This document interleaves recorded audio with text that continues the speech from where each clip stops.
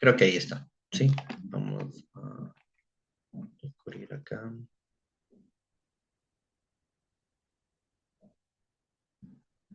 Bien, está, eh, está grabando. Muy bien. Bien, mis hermanos, entonces vamos a avanzar rápidamente.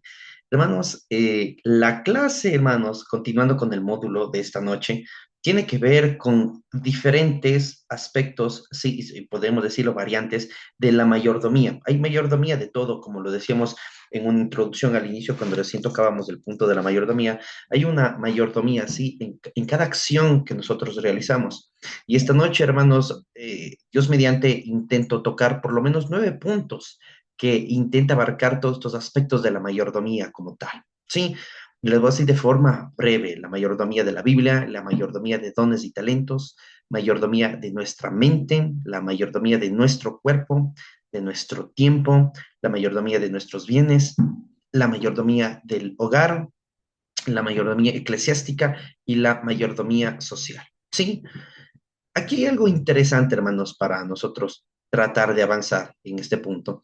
Debemos, hermanos, necesariamente, de alguna u otra manera, por así decirlo, entender, hermanos, este concepto de mayordomía, ¿sí? Acuérdense que no es solo la administración del dinero. A veces pensamos mayordomía y solo es dinero. No, es la administración integral. Y por concepto, hermanos, integral es todas las cosas, ¿sí? Y todas estas cosas de la vida cristiana mismo, de cada uno de nosotros. Entonces, en relación, hermanos, a este punto, quiero tocar el tema de la mayordomía ya basado en cosas específicas, ¿sí? Como mayordomía de la Biblia, mayordomía, dones y talentos, de nuestra mente, cuerpo, tiempo, bienes, del hogar, eclesiástico, es decir, en la iglesia, y por último, un aspecto social, la mayordomía social.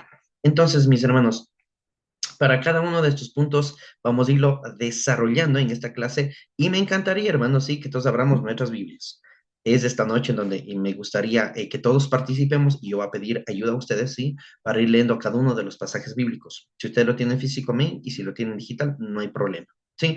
Entonces, viendo, hermanos, esta imagen, podemos observar que el ser humano entonces se compone no solo en el concepto de finanzas, de la mayordomía, sino también del tiempo, de la mente, de los bienes, de un aspecto social, del cuerpo, de los dones y talentos, que también vamos a hablar acerca de eso, ¿sí? De todo en sí, del cuerpo eclesial en la iglesia, cómo administramos cada una de estas acciones, cómo lo llevamos o cómo lo estamos desarrollando de manera fiel delante del Señor. Entonces, dicho de esa manera, hermanos, empecemos con el primer aspecto, ¿sí? La mayordomía de la Biblia.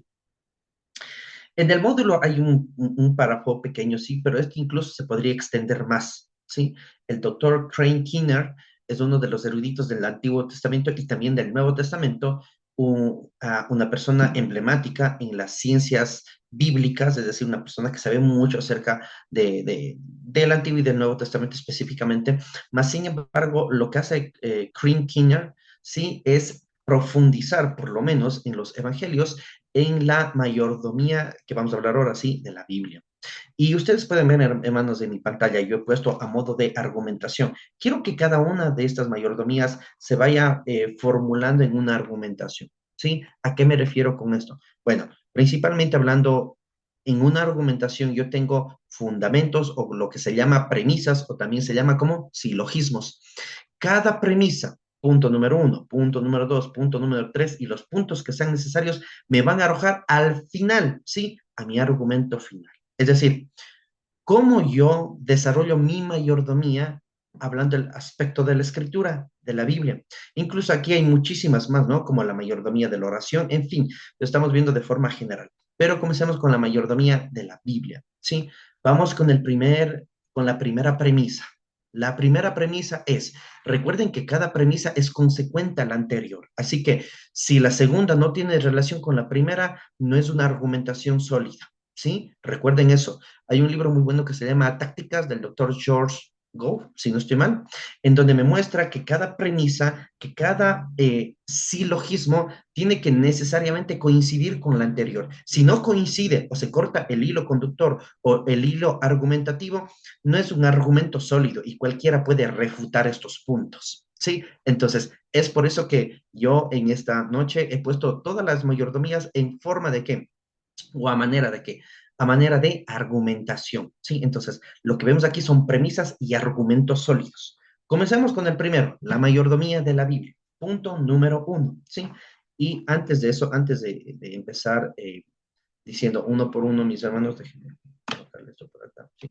Antes de comenzar diciendo punto por punto, voy a ir dando un pasaje bíblico y voy a decir a los hermanos que me ayuden a leer, ¿sí? Entonces voy a ir mencionándolo según como yo tengo en mi pantalla. Comencemos con mi hermana Ana. Solo está escrito Ana, nada más. Entonces, mi hermana Ana, por favor, ayúdenme buscando segunda de Timoteo 3, 16 y 17, ¿sí? Hasta que la hermana busque, vamos entonces nosotros, hermanos, ya a hablar del primer silogismo, ¿sí? Segunda de Timoteo 3, 16 al 17. Toquemos entonces el primer argumento, perdón, la primera premisa, el primer silogismo. Dice, Dios ha hablado por sus profetas y apóstoles. ¿Todos estamos de acuerdo con eso? Todos estamos de acuerdo con eso. Dios ha hablado por medio de sus profetas y sus apóstoles. ¿Sí? Entonces, en ese punto, Dios, segunda premisa, segundo silogismo. Entonces, o consecuente, ergo, como lo dicen los filósofos griegos, Dios quiere que nos relacionemos con Él de manera genuina y directa, ¿sí? Si Dios ha hablado por sus profetas y apóstoles, la intención de esto es que Dios quiere relacionarse con nosotros de manera íntima, genuina, ¿sí? Directa, profunda. Siguiendo esta argumentación, cada una de estas premisas. Tercera premisa. Por lo tanto, hermanos, el medio para relacionarnos con Él, para nosotros escucharle al Señor, ¿sí? Es por medio de su palabra. Eso es fundamental. Y se dan en cuenta que cada una de las premisas es que consecuente a la anterior. Por lo tanto, si es consecuente al anterior, quiere decir que hasta aquí es irrefutable. Así que si Dios ha hablado por sus profetas y por sus apóstoles, ¿sí?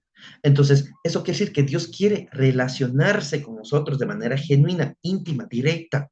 Y si es así, ¿cómo yo me relaciono con el Señor? ¿Sí? ¿Cómo yo me relaciono con el Señor? Bueno, mediante la oración, una comunicación directa. Y el Señor quiere relacionarse con nosotros, exacto. Y yo quiero escucharle al Señor. Leamos la Escritura. Esa es la única manera, hermanos, en la que nosotros escuchamos al Señor, estudiando su palabra. ¿Ya? Claro que yo puedo entender que hay diferentes variantes, como por ejemplo, cuando un gran predicador está haciendo una predicación expositiva en una congregación o en una conferencia. Nosotros podríamos decir, es que Dios ahora está hablando por medio de esta persona y está bien, no está mal. Pero si somos un poco más precisos, esta persona, si es que es verdaderamente un hombre de Dios, está citando las escrituras. Por lo tanto, retrocedemos a nuestro argumento. Está citando las escrituras. Así que estamos escuchando a Dios hablar por medio de una persona porque esta persona está ¿qué? Citando las escrituras, está explicando las escrituras. Por lo tanto, este es el medio en cómo nos relacionamos con el Señor, escucharle hablar por medio de su palabra, ¿sí? Por medio de su palabra.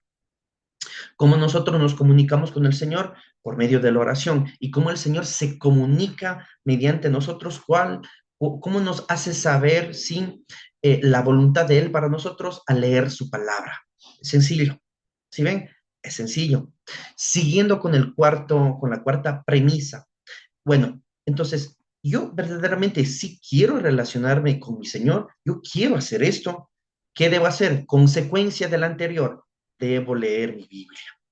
Debo leerla, meditarla, escudriñarla, estudiarla, memorizarla, debo amarla, debo comprenderla, debo realizar un análisis exegético, debo profundizar en la palabra, debo verdaderamente, ¿sí? Buscarla todos los días. Y eso es interesante, hermano. ¿Saben por qué? Porque no conozco a ningún cristiano, ¿sí? Que empiece a dejar su relación con el Señor y principalmente hablando o con las personas que hemos interactuado, ¿qué es lo principalmente que ellos dicen? ¿Sí? O lo primero que ellos dicen. Lo primero que ellos dicen es, ya no me acuerdo cuándo leí por última vez mi Biblia. En la primera sección de esta clase, en la introducción a la mayordomía cristiana, hablábamos que el creyente por naturaleza, el creyente con pequeñísimas excepciones, tal caso que a lo mejor no pueda leer, ¿sí? Que no haya desarrollado ese aspecto educativo de leer, es una pequeñísima opción, Pero saltando de esa excepción, podríamos decir que el creyente, por naturaleza, es un excelente lector, ¿sí? ¿Y esto a qué se debe? A que está leyendo su Biblia, ¿sí? Lee su Biblia, la medita, la escudriña, ¿sí? La estudia, la memoriza. No hay nada de malo, hermanos, en leer la palabra de Dios, absolutamente no.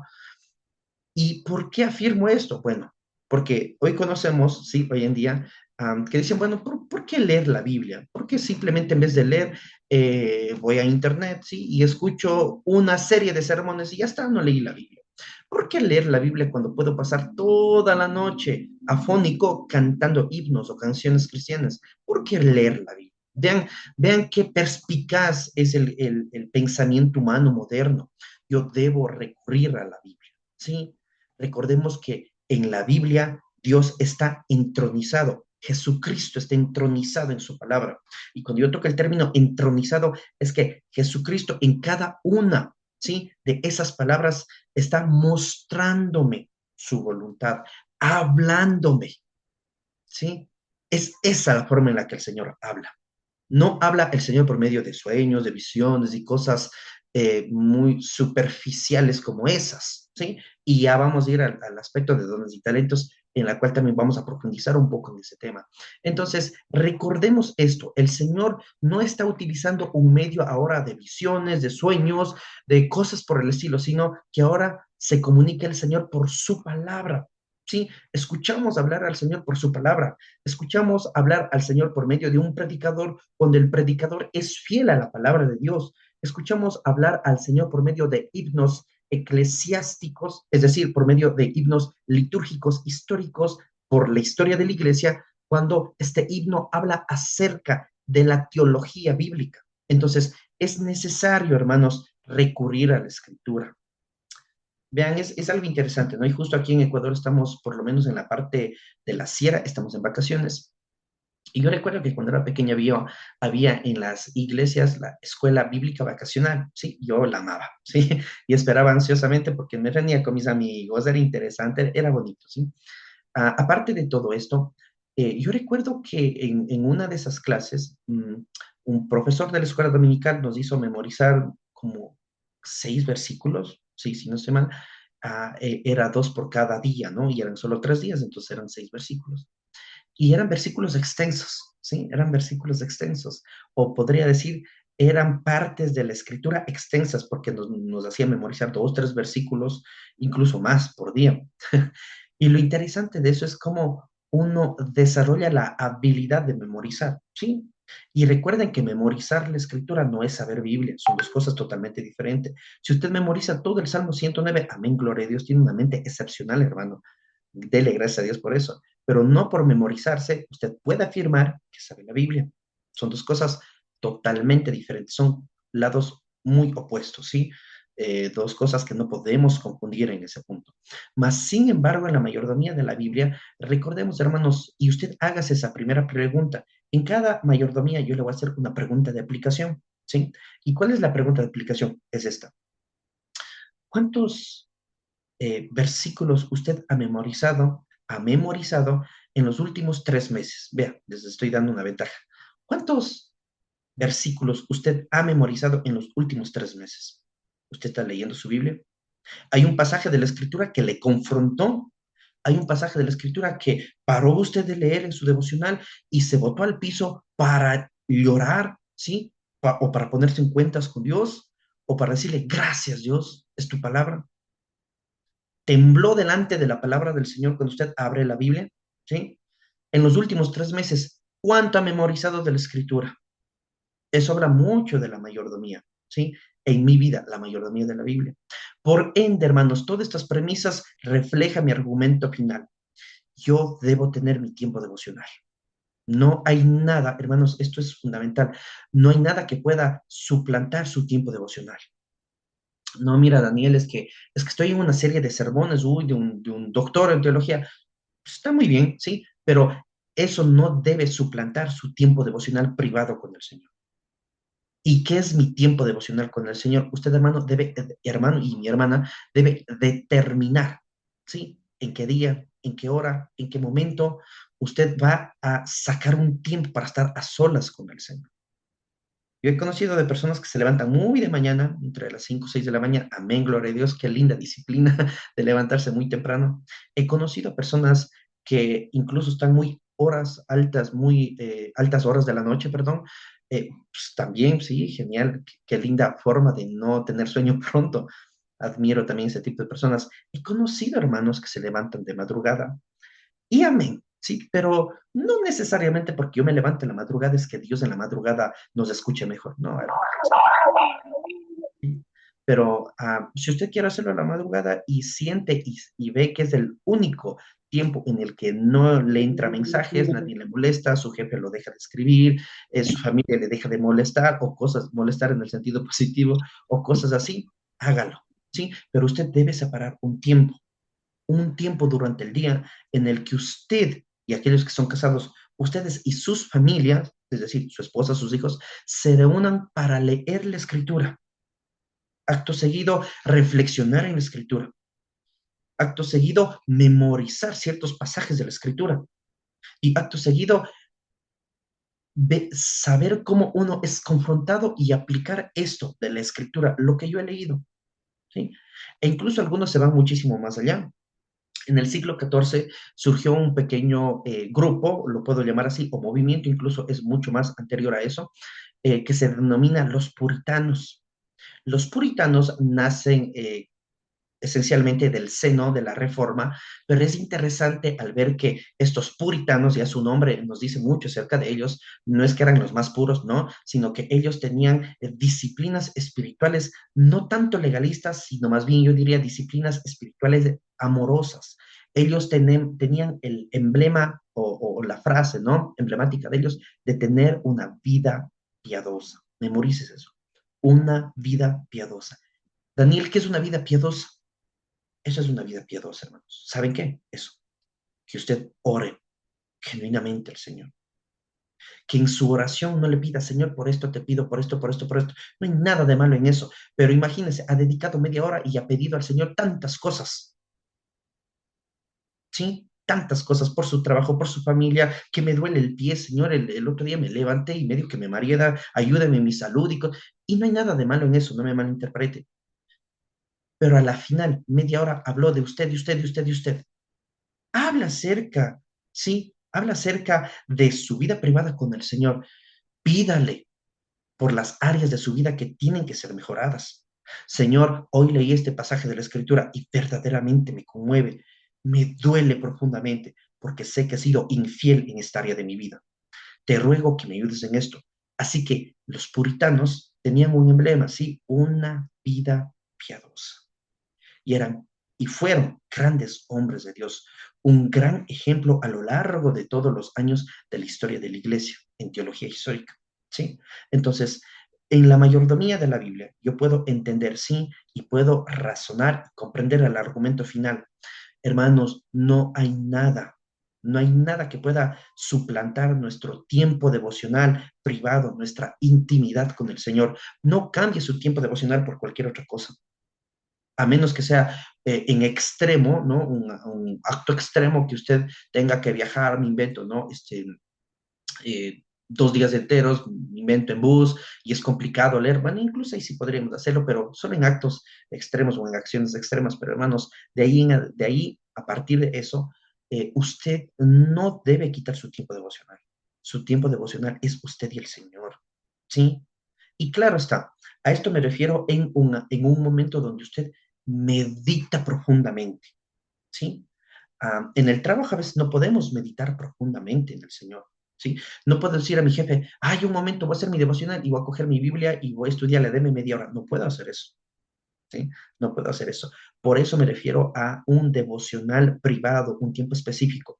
De ahí que todo el día esté hablando del Señor. En mi mente puede estar himnos, puede estar porciones de sermones, puede estar porciones de la escritura. Estoy meditando en cómo tener una vida piadosa, gloria a Dios, ¿sí? Sin descuidar el trabajo. Pero necesariamente al día yo debo separar un tiempo para mí devocional privado con el Señor. Mi hermana Ana, ayúdeme con la lectura en 2 Timoteo 3, 16, 17. Amén. La palabra de Dios dice así, segunda de Timoteo 3, 16 y 17. Toda es la escritura es inspirada por Dios y útil para enseñar, para redarguir, para corregir, para instruir en justicia, a fin de que el hombre de Dios sea perfecto, eternamente preparado para toda buena obra. ¿Sí? Enteramente preparado para toda buena obra. Entonces, este punto es importantísimo, que la palabra de Dios, útil para instruir, redarguir, corregir en justicia, hermanos, todos estos verbos que se presentan aquí en su idioma original, en el griego koiné, nos refleja claramente que yo debo separar un tiempo, ¿sí? En mi día. No estoy diciendo un tiempo al mes, un tiempo a la semana, un tiempo en mi día para sentarme, concentrarme, meditar e implorar al Espíritu Santo que me ilumine en esa porción de las escrituras que voy a leer y que me confronte y al mismo tiempo que también me consuele. ¿Sí? Así que es muy necesario la mayordomía de la Biblia en nuestras vidas. ¿Sí? Si tienen preguntas, la pueden anotar. Al final de la clase estaremos tocando cada una de ellas. Sigamos, hermanos. La mayordomía de los dones y talentos. Aquí hay, por así decirlo, en los últimos años ha ido emergiendo un conflicto teológico en cuanto a qué son los dones, ¿sí? Pero yo quiero hacerlo sencillo, no desprestigiando a los grandes eruditos que disputan en el sentido bíblico, que disputan, digámoslo así, al tratar de llegar a la verdad bíblica, ¿sí? Pero nosotros entendemos que es un don. Bueno, un don es, incluso todo creyente tiene don, ¿sí?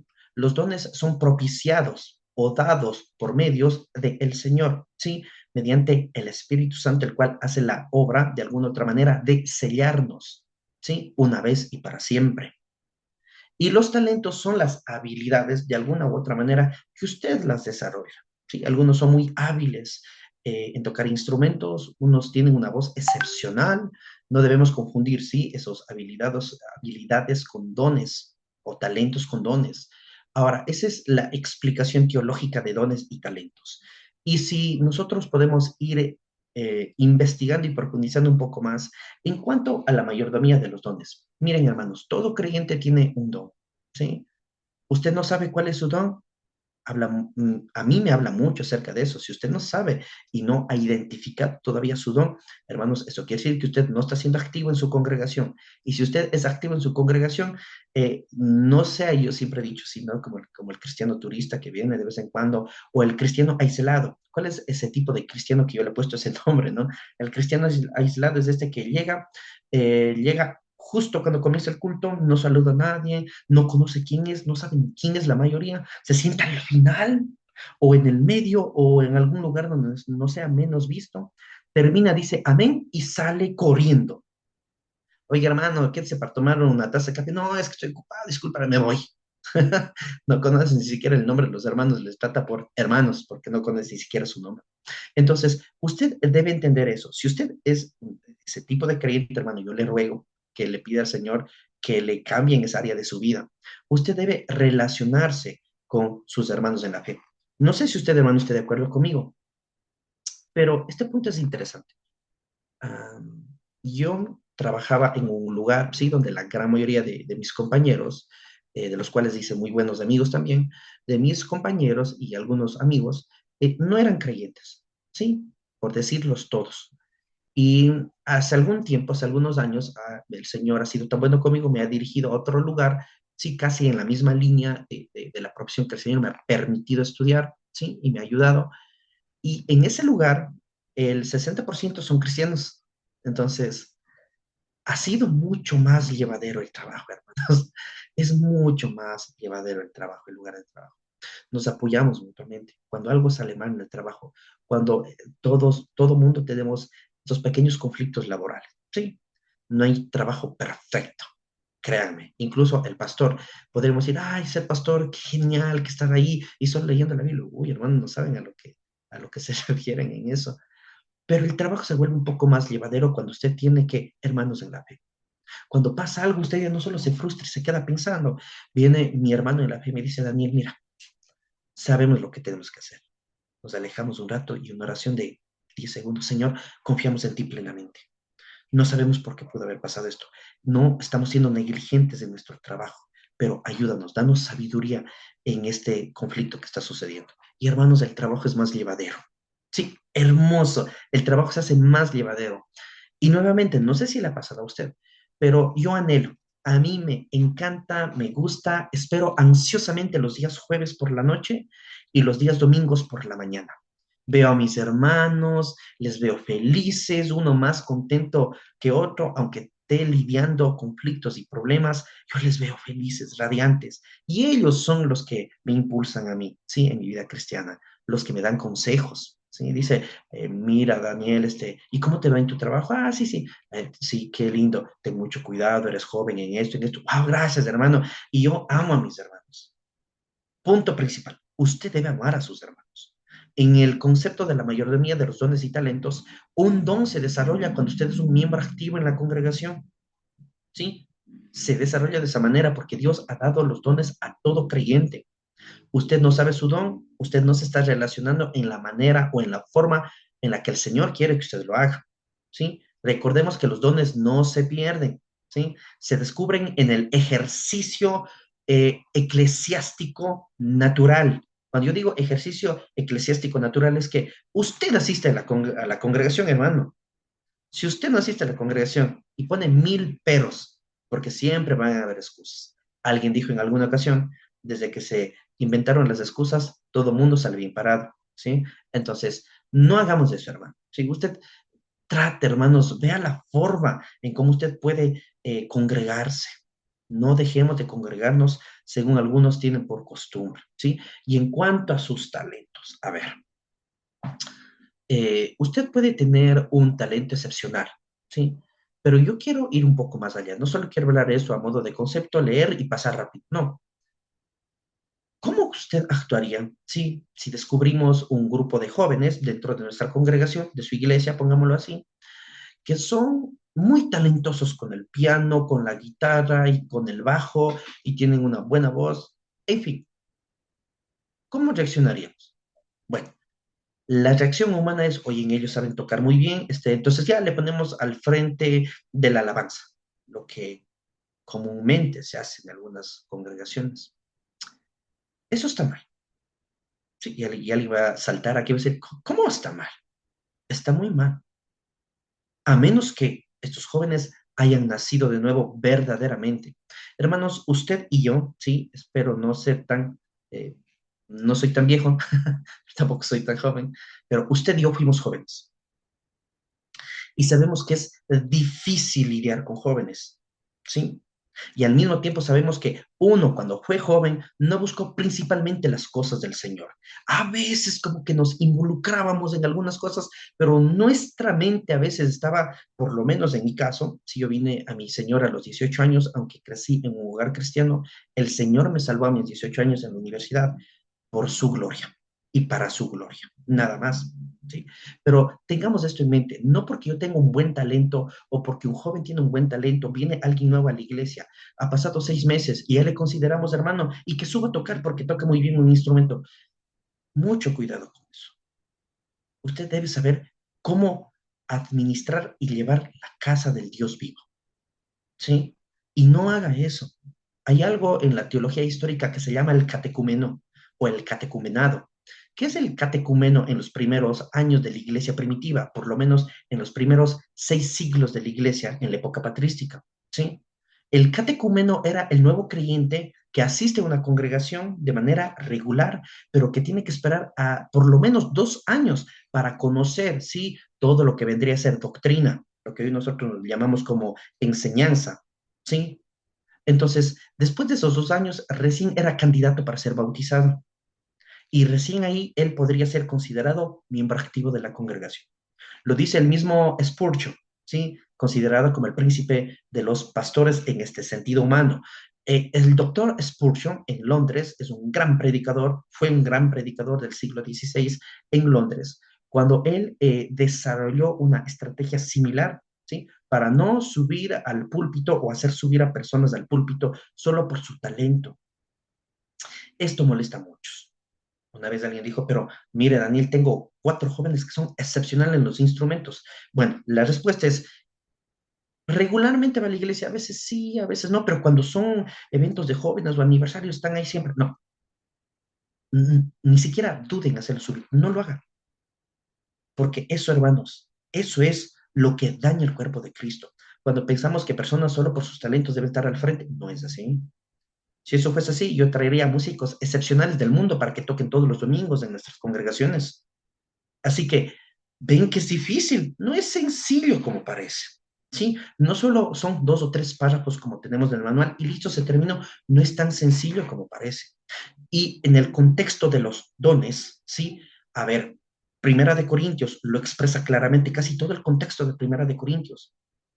El Señor ha dado dones y por dones nosotros debemos entender, solo quiero tocar por encima, no me quiero meter mucho a este conflicto teológico, ¿sí? De los dones que han cesado y de los dones que están continuando. A estas líneas teológicas se les conoce como cesacionistas y continuistas. Los continuistas son los que afirman que los dones del Espíritu Santo, tal y cual como pasaron los primeros años de la iglesia, donde lengua, donde sanidad, donde profecía, siguen vigentes. ¿Sí? Y hay otro grupo, otra línea teológica, el que afirma que ha cesado, ¿sí? Que los dones de lenguas, de hablar en lenguas, de sanidades, de profecía, de sueños y de todo eso han cesado.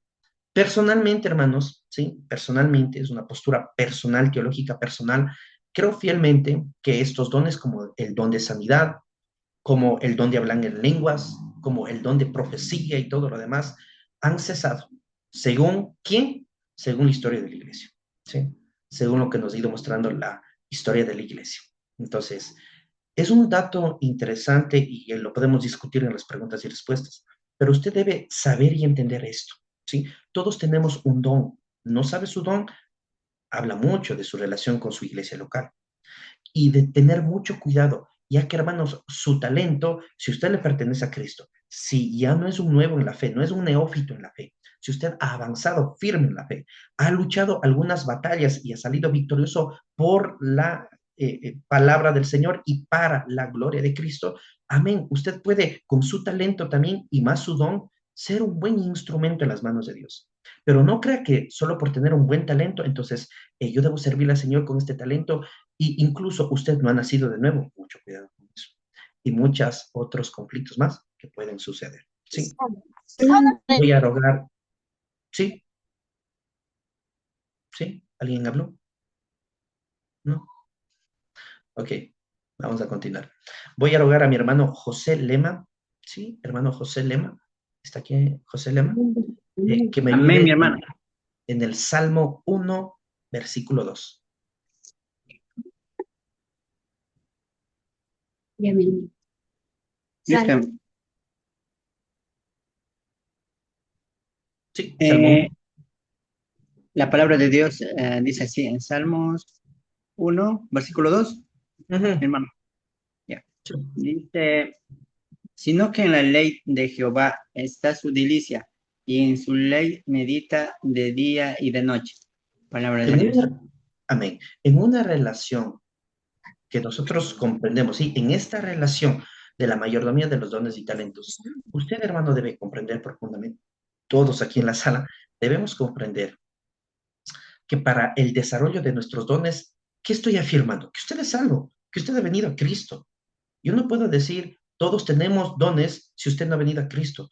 Todos aquellos que han venido al Señor, el Espíritu Santo de la promesa, ¿sí? Dios mismo, ha dado un don a cada uno en el momento que usted se convierte a Cristo, ¿sí? Es ese contexto. En la delicia de la palabra del Señor, en todo esto, usted encuentra su don en el desarrollo de sus actividades al ser un miembro, ¿qué? Un miembro activo en la iglesia. Y en cuanto a sus talentos, tener mucho cuidado, nuevamente, sí, aunque de alguna otra manera esto ejercita, sus talentos se van ejercitando cuando usted conoce más al Señor, usted debe comprender que los neófitos, y por neófito me refiero a aquellos que son nuevos, no porque tenga un buen talento, una persona que vino a la congregación, estuvo un mes y ya hay que hacerle cantar porque tiene una excelente voz. No haga eso, por favor, yo imploro, no lo haga. He visto en diferentes lugares. No lo haga, ¿sí? Recuerden lo que hacían los cristianos en la iglesia primitiva. Esperaban mínimo 2 años con el nuevo creyente para que recién se bautice y para que recién sea considerado miembro activo en la iglesia. ¿sí? No es que necesariamente deberíamos hacerlo de esa manera o esperando 2 años, pero es un ejemplo que tenemos en la historia de la iglesia en relación a este. La mayordomía de la mente. Voy a rogar a nuestra hermana Diana Paca. Sí, está por aquí Diana Paca. Estoy leyendo los números que están en la pantalla, ¿sí? Diana Paca, que nos ayude en Efesios 4:23. Hermana Diana está por ahí, ¿me puede confirmar si escuchó? Creo que sí, incluso creo que prendió de rato su micrófono. Entonces vamos a avanzar, no sé si, creo que no. Vamos con usted, mi hermano segundo, ¿sí? Mi hermano segundo, Kishpin, para que nos ayude, por favor. Efesios 4:23, ¿sí? Efesios 4:23, ya, estamos activos. Bien, continuemos. La mayordomía de la mente. Eh, Hubo un tiempo, hermanos, en mi caminar, ¿sí? En mi peregrinación hasta conocer a mi Señor. Fue interesante cuando yo dudé muchas cosas acerca del Evangelio. Dudé mucho acerca de que si existe o no un Dios. En ocasiones puse en tela de juicio la palabra de Dios al decirles palabra de un hombre y cosas así, ¿sí? Ahora entiendo en este concepto de que el Señor me llama a amarlo en uno de sus mandamientos con todo mi ser, con toda mi alma y con mi mente. Hermanos, en la mente es donde pasan las batallas. Lo que pasa en el plano físico es el resultado de lo que yo estoy lidiando, luchando, batallando en mi mente, ¿sí? Todo sucede ahí, ¿sí? Quiero servir a Dios con todo mi ser. Primera premisa, sí, si yo quiero, debo servir a Dios con mi mente, ¿sí? Debo hacerlo con mi mente. ¿Cómo sirvo a Dios con mi mente? Con mi intelecto, con lo que pienso. ¿Cómo sirvo a Dios? Sencillo, hermanos, este versículo famosísimo. Trayendo todo pensamiento cautivo a la obediencia de Cristo. Yo soy fiel a mi Señor en esta mayordomía de la mente cuando mi intelecto, cuando mi pensamiento, cuando todos mis hermanos, incluso el versículo hace referencia a mis sueños. Ven, hermanos, no hay nada de malo en tener proyectos de vida, tener sueños. Qué lindo que usted sea así, hombres y mujeres. Amén, qué bueno. Pero hermanos, yo doy gracias a mi Señor que Él no ha cumplido ninguno de mis sueños humanos, ¿sí? Cada uno de mis sueños, mi oración era, Señor, ayúdame en esto, quiero aquello. Y cuando usted, hermano, estudia la palabra del Señor, cuando usted profundiza y observa y conoce al Señor, los atributos de Dios, los comunicables y los no comunicables en cuanto a su carácter y sus atributos, su oración cambia, hermanos, ¿sí? Su oración ya no es, Señor, ayúdame en esto, quiero lograr esto, Señor, destruye mis sueños si esto me va a alejar de ti. Y ayúdame a cumplir, ¿qué?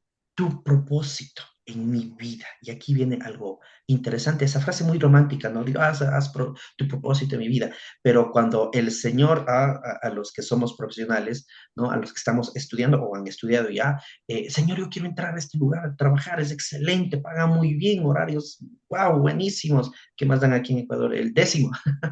Y cosas así. Genial, Señor, allá es donde quiero. Y cuando el Señor nos direcciona a un trabajo donde tengo el sueldo mínimo, incluso poco menos, donde mi jefe es grotesco, donde mis compañeros son malos, donde día a día espero y digo, quiero salir de aquí. Usted alaba al Señor por eso. Dad las palabras de Pablo, recuerden, dad gracias a Dios en todo. ¿Por qué? Consecuencia del argumento de Pablo, porque esta es la voluntad de Dios para ustedes. Alguien dijo una vez, entonces es la voluntad de Dios de que yo sufra, llore y esté mal. No necesariamente. Si usted lo toma de ese modo, es que no está obteniendo la paz que sobrepasa que todo entendimiento. ¿Cómo usted obedece al Señor? Sí, en su mente, con su intelecto, con lo que es, trayendo todo pensamiento cautivo a la obediencia de Cristo. Sus sueños, tráigale a Cristo eso, sus sueños, su inteligencia, todo lo que usted es profesionalmente excepcional, ¿sí? Traiga todo y ponga a los pies del Señor. Yo no espero que usted reaccione de esta manera rápida, ¿sí? Le va a llevar un poco de tiempo, pero su oración cambia cuando no dice solo, Señor, ahí voy en el trabajo mañana, Señor, voy a hacer esto, Señor, aquello, Señor, estoy invirtiendo en esto, Señor, tengo esto, Señor, ¿cómo? Su oración cambia cuando usted comprende acerca de Cristo, ¿sí? y cambia. Señor, ¿cómo extiendo tu reino con esto? Con mi intelecto, ¿cómo te voy a servir? Ayúdame en esto. Mis sueños ya quedan a un lado. Hay canciones hoy en día famosísimas, ¿no? Acerca de mis sueños, de mi vida, y Señor, ayúdame a cumplir mis sueños, y cosas románticas así. Pero el Evangelio no es romanticismo, hermanos, ¿sí? El Evangelio es poder de Dios. ¿Quieren una más dura? Primera de Corintios. Es locura para los que se pierden. Es poder de Dios, dice para nosotros, dice Pablo, ¿sí? En un contexto de individuos que han nacido de nuevo. ¿Cómo le sirvo a Dios con mi mente? Trayendo todo pensamiento cautivo a la obediencia de Cristo. Todo. Más versículos que se me vienen a la mente. Si hay algo que sea bueno, honroso, si hay algo digno de pensar, en esto pensar. ¿Sí? Debo entonces someter mi mente, mi intelecto completamente en las cosas que le agradan a Dios. Someter. Esta es la palabra que no nos gusta. ¿Sí? Someter. Debo someterme a Cristo. ¿Por qué los autores del Nuevo Testamento utilizan esta palabra? Someter.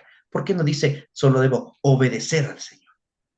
Constantemente se nos repite someter mi mente al Señor, mi cuerpo, mi voluntad. ¿Por qué debo someter? Porque es un acto no natural. No es natural que uno se someta a Dios fácilmente. Incluso dice el doctor C.S. Lewis en su libro Mero Cristianismo, en el capítulo 3, él va a explicar, ¿no? Cómo uno somete su voluntad al Señor. Hermanos, a veces nos cuesta someternos al Señor. A veces nos cuesta someter nuestro intelecto. Nos cuesta muchísimo. Debemos entonces someter nuestra mente completamente a las cosas que le agradan al Señor. ¿Sí? Someter. ¿Y esto cómo se da? Hay un canal muy interesante en internet. Es de un gran teólogo, el doctor Archie Sproul, ¿sí? Un hombre de Dios que murió en el 2018. Tiene varios libros, es un gran teólogo, un hombre que usted le escucha y dice, wow, este ama al Señor. Hay una página, ¿sí? De ellos, un canal que se llama Renovando tu Mente, ¿sí? Es un excelente material, lo puedes escuchar en podcast o también en internet, en YouTube. Y esa es la conclusión final de la mayordomía de la mente. Cómo usted adora al Señor con todo esto, el argumento final es renovando nuestra mente. Adoramos al Señor por medio de la renovación de nuestra mente. Renovamos nuestra mente. ¿Sí? La renovación de nuestra mente. ¿Y cómo renuevo mi mente? Bueno, hermano, usted se purifica a sí mismo, ¿sí? El solo pensar, meditar en la palabra de Dios y pensar en su segunda venida, según nos dice el contexto bíblico. Usted renueva su mente al hacerse un autoanálisis. Esto es duro. Pablo dice, incluso el salmista lo menciona, examíname, oh Dios, y ve si hay pecado dentro de mí.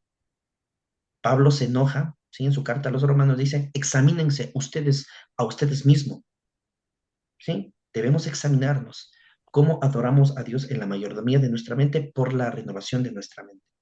Así que mi hermano estaba por ahí, Efesios 4:23. Amén, mi hermano pastor. Buenas noches. Señor les bendiga y a todos.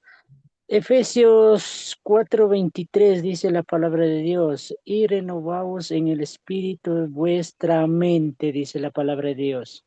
Amén. La renovación de nuestra mente, ¿sí? Así que, hermanos, dejemos los pensamientos de antaño, dejemos las especulaciones, ¿qué pasaría si, qué pasaría si aquello? Y empezamos a hablar de un futuro que nunca se va a volver realidad, ¿sí? Usted renueve su mente en Cristo. Vea, las batallas que fueron ayer difíciles para usted, hoy no es que sean muy fáciles, pero ya las puede vencer un poco más, con un poco más de tranquilidad, ¿sí? Obviamente en el poder del Señor.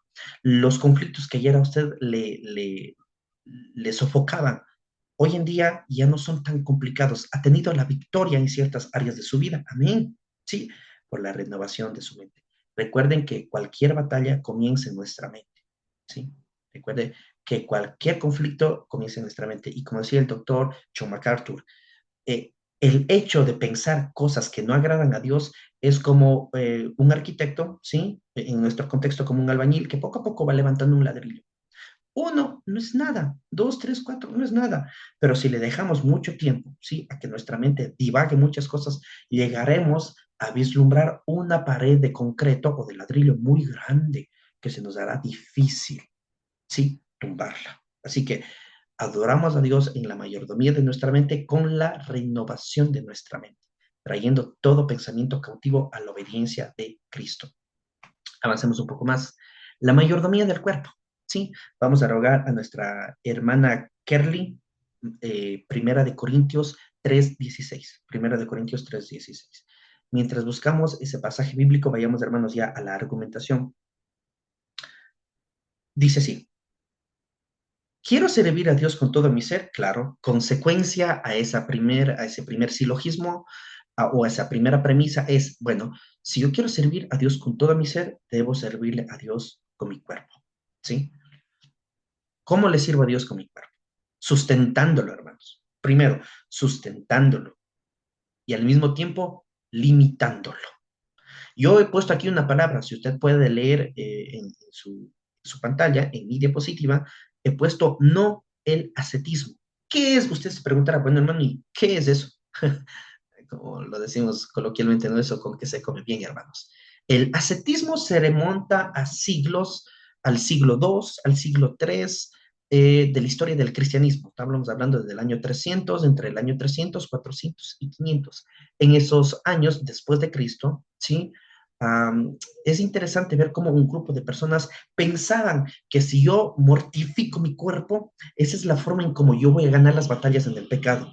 Ejemplo, hemos visto a lo mejor alguna película, algún cortometraje, ¿no? Que por allá, por el tiempo medieval, los monjes, ¿sí? ¿Qué es lo que hacían cuando cometían un pecado? No solo pedían perdón al Señor, sino que ellos se sacaban, sí, su ropa, su túnica, su camiseta, su camisa, no sé cómo llaman, ¿no? Se sacaban su túnica y con un látigo, pues él se autoflagelaba, ¿sí? Y mientras más sufría, él pensaba que esa es la forma en cómo va a obtener el perdón de Dios. Ese es el ascetismo, alejarse de absolutamente todos los placeres. Alguien podría decir, oye, Daniel, pero eso está bueno. Bueno, veamos placeres en este contexto histórico. Es un placer comer, ¿sí? ¿Quién no disfrute comer? Estaría mintiendo. Dígame otro placer. Qué lindo, es un placer hermoso, ¿no? Tener una mascota, ¿sí? Ah, hermoso. Otro placer más, dormir, descansar. Uy, qué lindo que es dormir y descansar. Otro placer más, después de un día largo de trabajo, bañarse y descansar. ¿Sí? Genial. Y puedo ir diciendo algunos placeres que no necesariamente son malos en ese aspecto. El ascetismo o el ascetista del siglo III, IV y V afirmaba que tiene que alejarse, ¿sí? En las montañas, en las partes más alejadas de la sociedad y pasar hambre, pasar frío, pasar todo eso. Y así él consideraba que se estaba acercando a que su cuerpo no peque más. Eso no es así, ¿sí? Así que no estoy aquí apelando al ascetismo, no estoy diciendo hay que sustentar a nuestro cuerpo y poner el límite como los ascetistas del siglo III, IV y V. No, no hablo en ese punto, ¿sí? Sino más bien hablo en que debo sustentar al cuerpo, dándole alimento que lo puede llevar a desarrollar las diferentes actividades del día a día, pero también debo limitarlo, ¿sí? Debo saber qué alimento debo comer, qué no debo comer. Y cuando digo no debo comer, no es un aspecto de reglamento principal. Sí, usted sabe muy bien a lo que me refiero. No es un conflicto, como dice en Romanos 13, uno come, otro no come, el que come para el Señor lo hace y el que no come para el Señor no lo hace. Sí, así de sencillo. Esto, una consecuencia de la mayordomía del cuerpo, me va a llevar a algunos efectos cuando lo sustento y le limito, ¿sí? ¿Cuáles son estos efectos? Una vida sana, una mente sana, un control y un dominio propio. Yo debo dominar, ¿sí? Mi temperamento. Debo dominar aquellos placeres desordenados que tengo en mi cuerpo, que todo ser humano tiene. Debo saberlo dominar, ¿sí? Yo he escuchado un sinnúmero de jóvenes que dicen, es que es más fuerte que yo, es que ese es el conflicto. No he nacido de nuevo, no tengo el Espíritu Santo de Dios morando dentro de la persona, dentro del individuo, dentro de mí. ¿Cómo voy a tratar de vencer? Si esto es aspectos meramente psicológicos, podría ir un terapeuta y aquel joven que tiene conflictos de tomar o beber licor, dejará de beber licor por un cierto tiempo, incluso lo podría hacer hasta el día en que muera, pero no necesariamente está teniendo una vida piadosa si deja de beber licor. Se dan en cuenta, un psicólogo, un terapeuta le puede llevar a hacer a que no beba. Sencillo. Esto va mucho más allá. Dominio en nuestro carácter. La psicología moderna, y no es un ataque a toda la psicología en ese sentido, pero la escuela de pensamiento dentro de la psicología, como lo dice el mismo Sigmund Freud, ¿sí? Debe entender propiamente este punto, que trata del carácter de la persona. Hermanos, el Evangelio no trata del carácter de la persona. El Evangelio trata con el corazón del hombre malvado. ¿Sí? Con el corazón. ¿De dónde surge todos los conflictos, las guerras, las envidias, todo? Santiago capítulo 1 dice, surge del corazón malvado del hombre. Surge de ahí, del hombre mismo. Así que las diferentes escuelas de filosofía, de pensamiento, de psicología, de psicoanálisis, en fin, todo esto tiene que ver solo con cambiar el carácter del hombre. El que golpeaba a su esposa, que ya no lo golpee. El que ingería alcohol, que ya no ingiera. ¿Sí? El Evangelio del Señor no es de eso. Usted no va a la iglesia para dejar de golpear a su esposa. No hace eso. Usted deja de golpear a su esposa porque el Señor está tratando con su corazón. Eso es diferente. Ese es el Evangelio de Cristo.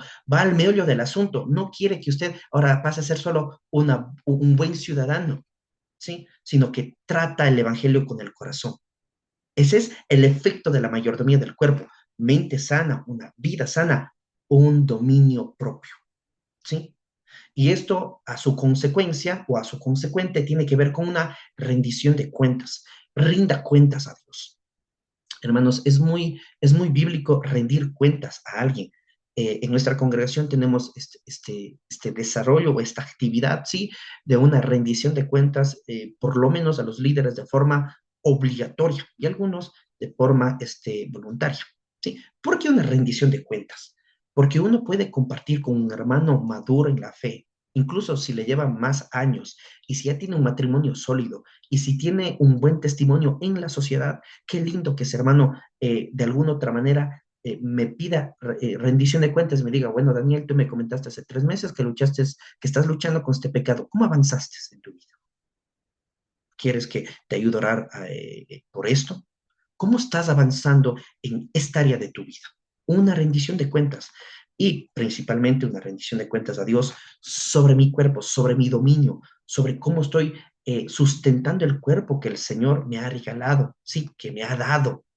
Esto, al nosotros cuidar nuestro cuerpo, y por cuerpo me refiero a todo lo que puede atacarle, ¿no? A la mente, principalmente a los ojos, lo que escuchamos, lo que vemos, todo esto, hermanos. Si usted cuida su cuerpo para el Señor, usted va a ser un instrumento en las manos de Dios.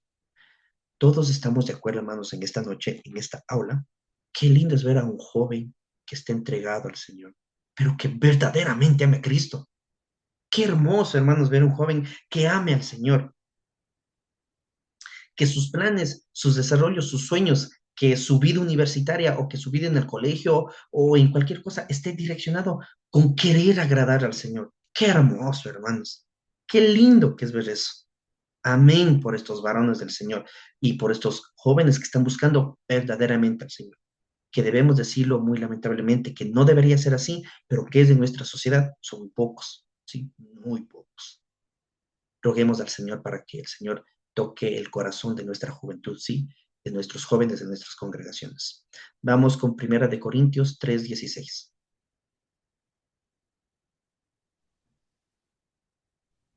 Primera de Corintios 3:16.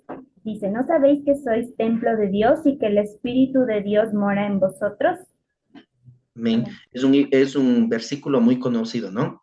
Recordemos, hermanos, que debemos sustentar nuestro cuerpo, ¿sí? Pero al mismo tiempo limitarlo y tener esta habilidad que solo el Espíritu Santo nos puede dar, dominio propio, para una rendición de cuentas a Dios, ¿sí? De mi cuerpo y así ser un instrumento en las manos del Señor. Amén. Avancemos un poquito más. La mayordomía del tiempo, ¿sí? Voy a rogar a mi hermano Cristian, ¿sí? Que está por aquí, solo dice Cristian, no dice nada más, no dice el apellido. Mi hermano Cristian, que nos Amén, ayude en hermano, aquí estoy. Eclesiastés 3. Gracias, mi hermano. Ayúdenos, hermanos, en Eclesiastés 3, ¿sí? Y vamos a leer, creo que son los primeros 10 versículos, tiempo para todo. ¿Quién no se sabe eso a memoria? Vamos a dar primero lectura, Eclesiastés 3, vamos a abrir todos, ¿sí? Para dar lectura y luego vamos a pasar a la argumentación. Entonces, mi hermano, si ya tiene Eclesiastés 3. Bien. Amén. Sí, Estoy buscando, hermano.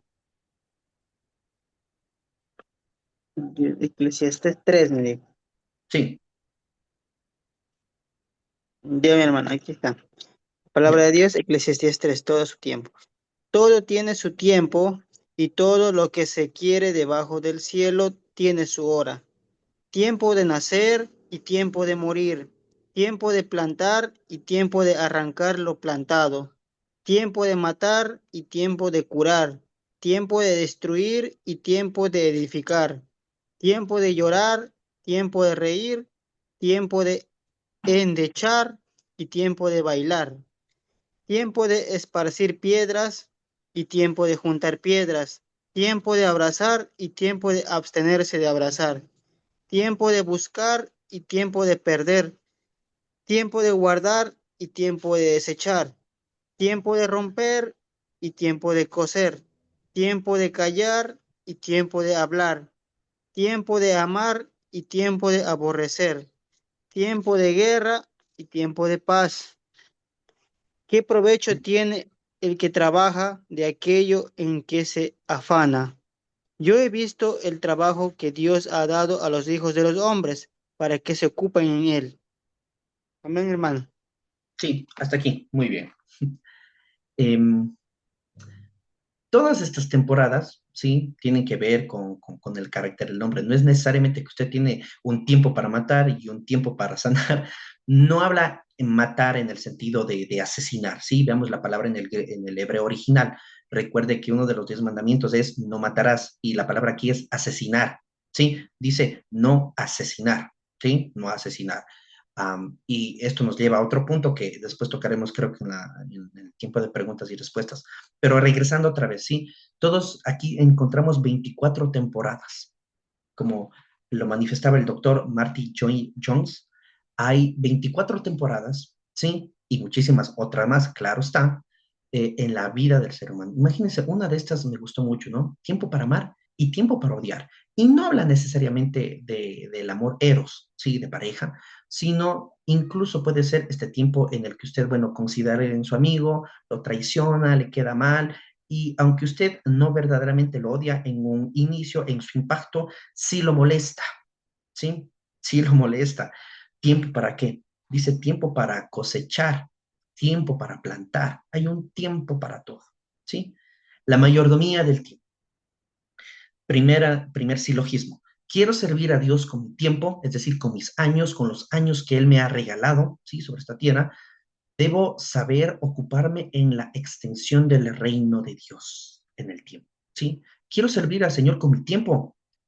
Haga todo lo posible, hermano, para extender el reino de Dios. Haga todo lo posible, ¿sí? Y por extender el reino de Dios me refiero a evangelizar, me refiero a, de alguna u otra manera, ¿sí? Despejar dudas que vendría a ser apología, apologética.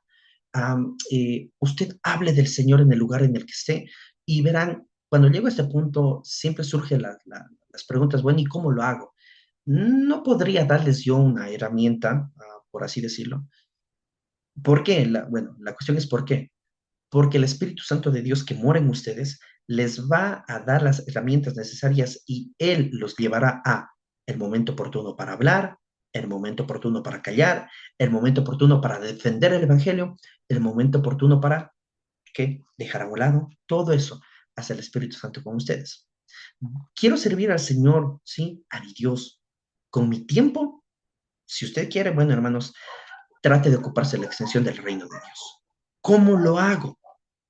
Determinando cómo está desarrollado ¿qué? Mi itinerario, mis días, mis fechas. ¿Cuánto tiempo yo, hermanos, dedico? ¿Sí? Y otra pregunta implícita, otra aplicación práctica aquí. En los últimos 6 meses, voy a dejarlo así, en los últimos 6 meses, ¿a cuántas personas usted le habló del Señor? ¿Sí? Algunos podrán contar con sus dedos, otros no podrán contarlos. ¿Está o no dedicando su tiempo al Señor? ¿Qué es el aspecto prioritario en su vida? ¿Por cuál usted todas las mañanas se levanta? ¿Solo por su trabajo, porque tiene que traer el dinero a su mesa? ¿Eso es todo? ¿Eso es todo lo que le levanta? Si eso es así, un día, hermanos, le llegará la frustración y quedará hasta ahí. ¿Por qué usted se levanta día a día? ¿Sí? Bueno, primero, porque claro está, debe sustentar a su familia, es esencial, pero no debe ser esa su prioridad. Su prioridad es que debe hacer el trabajo de la mejor manera posible como para Dios y no como para los hombres. ¿Cómo está su itinerario? ¿Cómo están sus días? Yo he escuchado de varias personas que no tienen tiempo para absolutamente nada. Yo conocí a un joven que no tenía absolutamente tiempo ni siquiera de revisar los mensajes de su teléfono. Era una persona ocupadísima, ¿sí? Yo decía, wow, mira, qué interesante, ¿no? Y él tenía una frase, mente ocupada, Satanás no ataca. Dije, muy bien, excelente. Bueno, es un dicho estoico de la época por allá de los griegos. Pero es interesante, ¿sí? Al analizar en qué él se ocupaba, era en sus negocios, en sus inversiones, viajaba de aquí para allá, era una persona muy pudiente, era una persona muy respetada en el medio social, y él estaba ocupadísimo, no tenía tiempo para nada, incluso las pocas veces que hablábamos decía, mira, tengo 6 minutos por reloj y corre tiempo. Qué interesante, ¿sí? Cuando él vino a Cristo, él dijo, mi tiempo lo he desperdiciado. ¿Sí?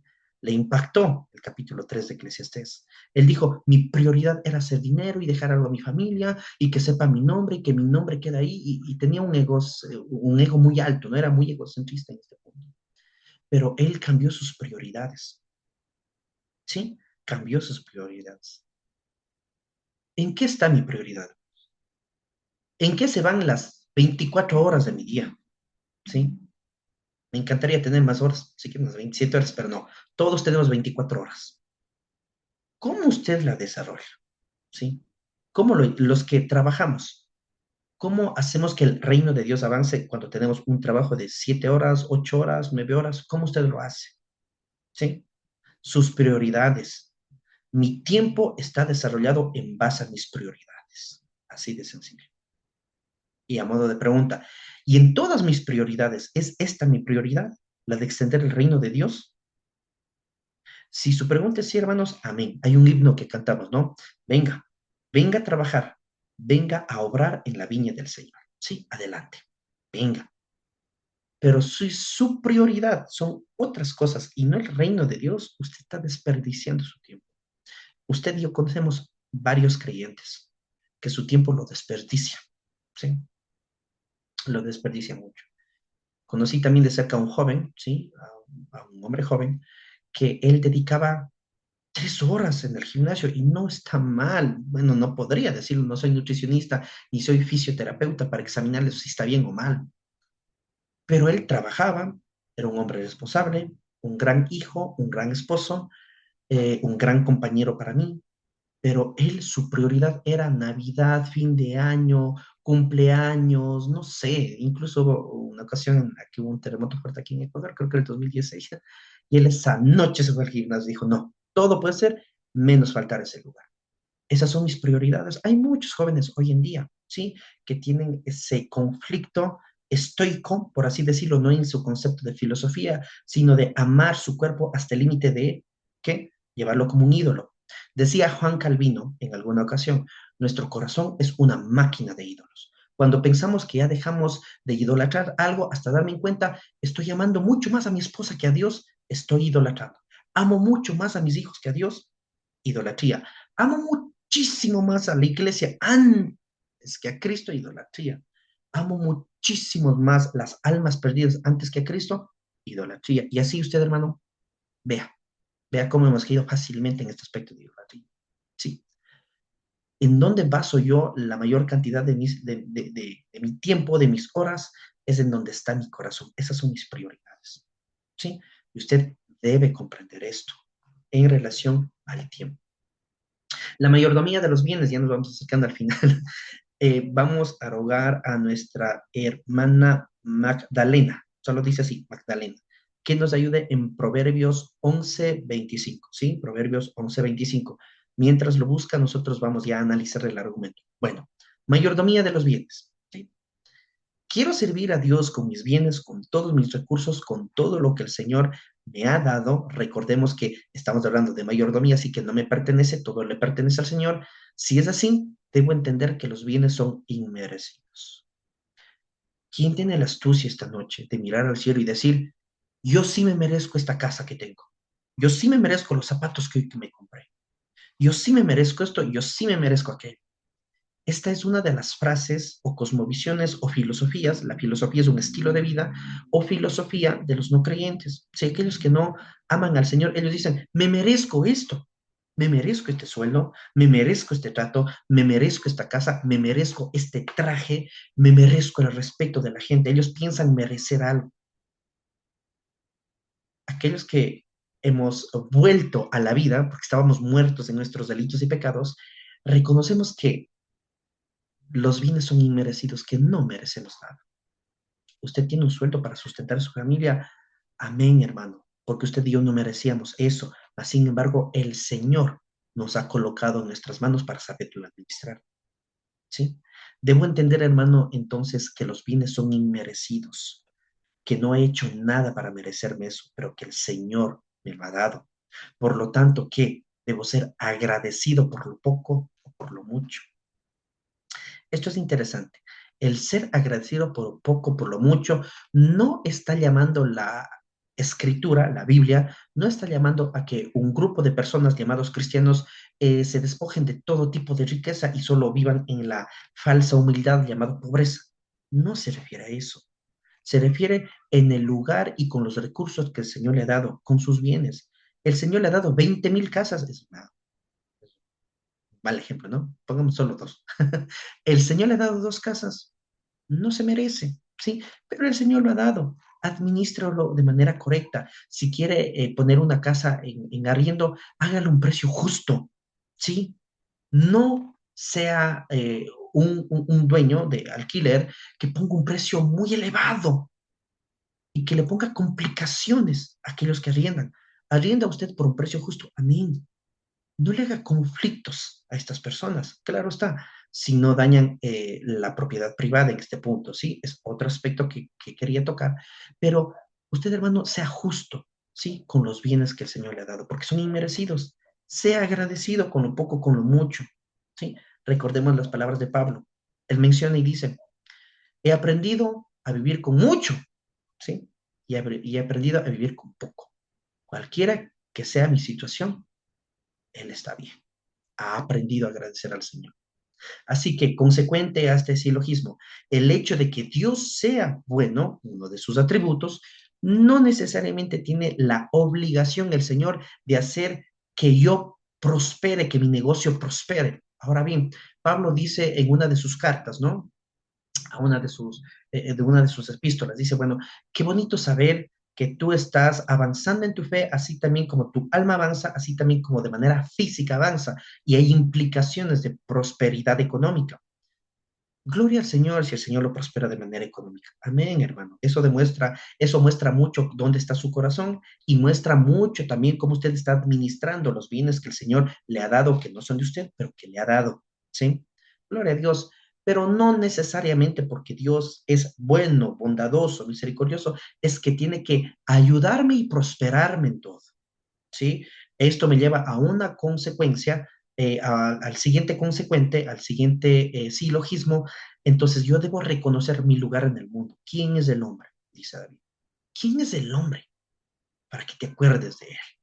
Yo debo reconocer mi lugar en el mundo. ¿Quién soy yo? Y debo comprender quién es Dios. Eso debe estar en su mente. ¿Quién soy yo y quién es Dios? Así que debo despojar de mi cosmovisión la teología de la retribución. Pensar que si soy un buen ciudadano, un buen trabajador y si hago cosas buenas, esperaré cosas buenas del Señor. Este es un lenguaje común que escucho en todo, ¿sí? En todas las partes, en la boca de todas las personas. Piensan que si hago bueno, me va a ir bien en la vida. Yo no sé por qué esta teología de la retribución es tan fuerte, ¿sí?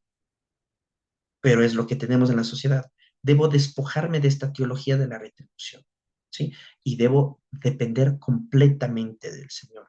Esto me lleva a una dependencia total de Dios. No dependo de mis habilidades, de mis recursos, de mis bienes, dependo del Señor. Así como el Señor nos dio, el Señor nos puede quitar. Recordemos las palabras de Job. Dios dio, ¿sí? Y Dios quitó. Sea el nombre de Dios bendito. Esta fe de Job a mí me asombra. Cuando nos pasa algo malo o perdemos algún bien, no decimos, amén, gloria a Dios, Dios nos dio y Dios nos quitó. No, lo primero que hacemos es, ¿por qué a mí? Sí, reclamamos. Roguemos al Señor en esta área de nuestras vidas, todos aquí en la sala, que nos ayude a comprender que no merecemos esto, que si Él nos ha dado, seamos agradecidos con lo poco y con lo mucho. Si tengo casas por arrendar, usted sea uno de los mejores, sí, de los mejores dueños de arriendo. No sea, por así decirlo, egoísta en esto. No cobre más de la cuenta. No lo haga. Sea justo, ¿sí? Sea fiel al Señor con sus bienes. Esto me va a llevar a depender completamente de Dios. Y ya no dependo de mis recursos, de los ceros que tengo en mi banco, ¿sí? En mi cuenta bancaria, ni de mi habilidad. Dependo del Señor, ¿sí? Dependo completamente del Señor. Proverbios 11:25.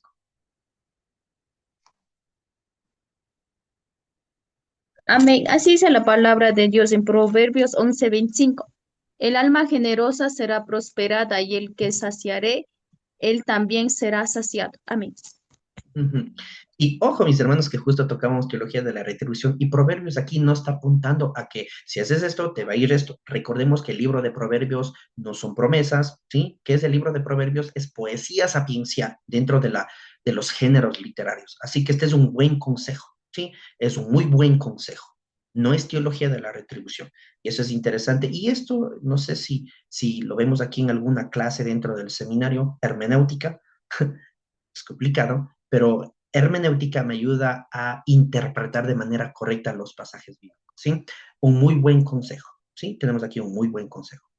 Gracias, mi hermano. Sigamos, hermanos, por cuestión de tiempo. La mayordomía del hogar, ¿sí? Voy a rogar, voy a ver aquí en la pantalla. Vamos a rogar a nuestra hermana Neri Yukilema, ¿sí? Neri Yukilema. Primero, si pueden prender sus cámaras, mis hermanos, serían muy amables. Y luego mi hermana Neri Yukilema, que nos ayude en Efesios 5, 21 al 33. ¿Sí? Efesios 5, 21 al 33. ¿Ya? Cuando lleguemos. Mientras la hermana busca, hermanos, vamos con el siguiente argumento, la mayordomía del hogar. Hermanos, ¿qué les puedo decir en este punto? Es muy confrontativo para mí. ¿Sí? Es muy duro para mí. Porque si queremos servir al Señor con nuestro hogar. Yo quiero servir al Señor con mi hogar. Debemos someternos los unos a los otros. ¿Y cómo desarrollo esta actividad de manera diaria? Bueno, aquellos que somos casados debemos ser padres piadosos. Debemos ser padres piadosos. A las mujeres, sí, aquellas que son casadas, deben ser madres y mujeres virtuosas. A los hijos deben ser obedientes y temerosos del Señor. Esa es la estructura de una mayordomía familiar, de una mayordomía del hogar, ¿sí? En la familia. Padres piadosos, madres virtuosas, hijos obedientes y temerosos del Señor, ¿sí? Recuerda a mí este pasaje interesante del libro de Job, capítulo 1, cuando a lo largo y del desarrollo del argumento del capítulo 1 en Job, vamos a encontrar que Job se levantaba muy de mañana, muy temprano, ¿sí? Job se levantaba de madrugada. Se levantaba muy de madrugada para ofrecer sacrificio por sus 10 hijos, entre hijos e hijas. ¿Y cuál era el propósito de sacrificar esto o de ofrecer sacrificio por sus hijos? Yo no leo en la escritura que diga Job, ay Señor, te pido para que vayan a las mejores universidades, trayendo ese concepto a nuestro tiempo. Señor, te pido que le vaya muy bien, que sea el mejor trabajador de ese lugar, ¿sí? O que le vaya excelente en su proyecto. Job no hace eso. Job hace el sacrificio por sus hijos y él dice, no sea que uno de mis hijos haya blasfemado en contra de Dios. Hoy en día vemos a matrimonios ya muy viejos y matrimonios muy nuevos, muy pequeños, recientes, podemos decirle. Cualquiera que sea la esfera, ¿cuál es la idea de un padre. Da lo mejor que pueda a sus hijos y nada de eso está mal en justa medida y razón. Está muy bien. El conflicto es este. Cuando un padre, sí, cuando un hogar cristiano, cuando una pareja cristiana pone todos sus recursos para que mi hijo vaya a Harvard, ¿sí? Que vaya a la Universidad de Princeton, que vaya a la Universidad de Yale, que vaya a las mejores universidades. Me puede endeudar 20 vidas, pero que mi hijo estudie ahí, que vaya a los mejores colegios, ¿sí? Que tenga la mejor educación que nadie le puede dar en el mundo. Y nuevamente, no me interprete mal. No es que necesariamente esté mal, pero vea en dónde está su corazón. ¿Usted está dedicando, sí, sus recursos para la santificación de su hijo? Claro que no vamos a hacerlo a modo de Job, ¿sí? No es que desde mañana nos levantamos a la madrugada y vamos a comprar animales en la feria de ganado y empezamos a hacer sacrificios. No así, de esa manera. Pero vea, ¿sí? Sus recursos. ¿Cuándo fue la última vez que usted le regaló una buena Biblia de estudio a su hijo adulto, sí que sabe leer muy bien, y en vez de esto le dio un artefacto electrónico, un teléfono? Vea, ¿usted está dedicando sus recursos para que sus hijos se acerquen al Señor? ¿O lo está haciendo para que sea un excelente doctor, médico o profesión X que usted desee? No estoy siendo un padre piadoso. Para mis hermanas que son madres, si es que ustedes lo hacen, gloria a Dios, pero si no lo hacen, no están siendo madres y mujeres virtuosas.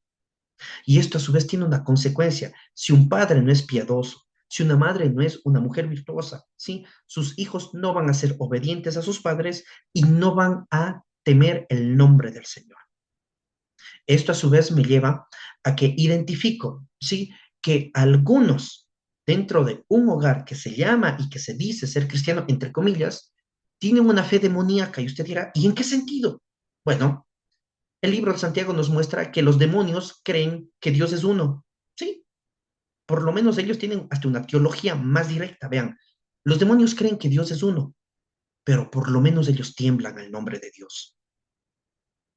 ¿Cuántos de nuestros hijos tiemblan al nombre de Dios? ¿Tienen respeto por las cosas santas del Señor? La respuesta, usted la sabe, hermano. ¿Cuántos jóvenes tiemblan delante del nombre de Dios? Ni siquiera leen su Biblia. Escuchan canciones de personas que ni siquiera aman a Dios con una teología muy oscura. Dicen cosas muy románticas que esas mismas canciones se podría dedicar a su pareja. Eso es lo que tenemos hoy en día. Personas con escaso o con nulo conocimiento en las cosas del Señor, en teología, en Biblia.